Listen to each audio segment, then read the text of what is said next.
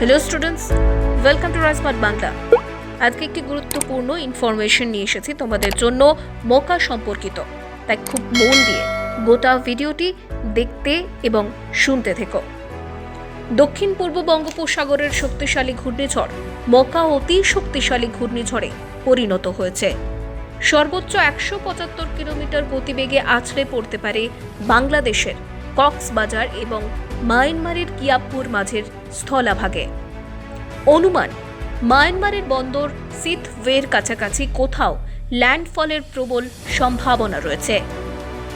জানা যাচ্ছে মোকা নামটি দিয়েছে আরব সাগরের প্রান্তে অবস্থিত ইয়েমেন।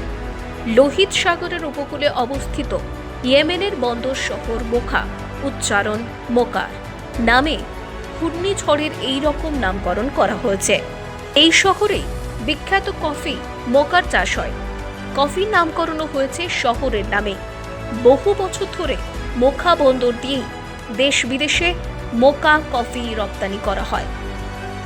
ঘূর্ণিঝড়ের নামকরণ কিভাবে হয়?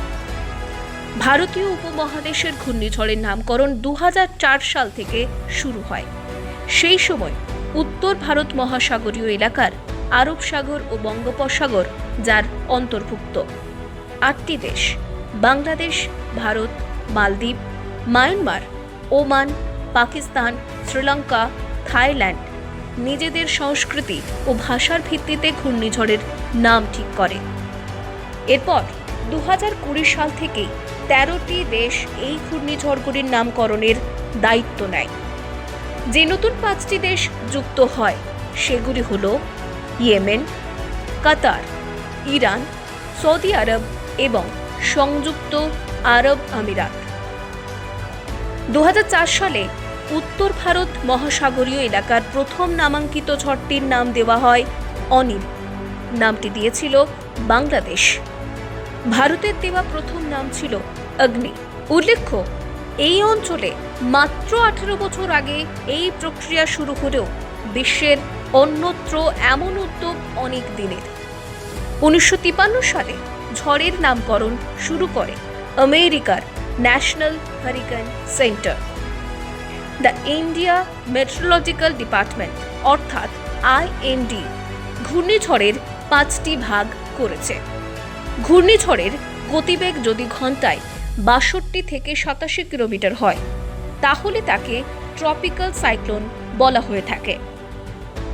88 থেকে 117 কিলোমিটার গতিবেগে ঝড়কে সিভিয়ার সাইক্লোনিক স্টর্ম বলা হয়। ঘূর্ণিঝড়ের গতিবেগ ঘন্টায় 118 থেকে 166 কিলোমিটার হলে তাকে ভেরি সিভিয়ার সাইক্লোনিক স্টর্ম বলা হয়। 167 থেকে 221 কিলোমিটার হলে এক্সট্রিমলি সিভিয়ার সাইক্লোনিক স্টর্ম বলা হয়। 222 কিলোমিটারের বেশি হলে তখন সেটাকে সুপার সাইক্লোন বলে। ঘূর্ণিঝড় এলে দ্য ইন্ডিয়া মেট্রোলজিক্যাল ডিপার্টমেন্ট অর্থাৎ IMD 4টি সতর্কতা জারি করে।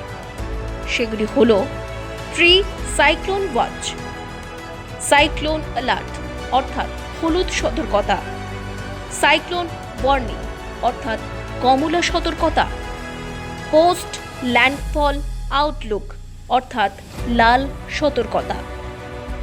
তবে এখনো পর্যন্ত 13টি দেশ 13টি করে নাম পাঠিয়ে রেখেছে পরবর্তী ঘূর্ণিঝড়গুলির জন্য। আগামী যে ঘূর্ণিঝড়গুলি আসতে চলেছে তাদের মধ্যে অন্যতম হল বিপর্যয় বাংলাদেশ, তেজ ভারত, হামুন ইরান, মিথিলি মালদ্বীপ, বেচং মায়ানমার, রেমাল ওমান, আসনা পাকিস্তান, ডানা কাতার, বেঙ্গল সৌদি আরব।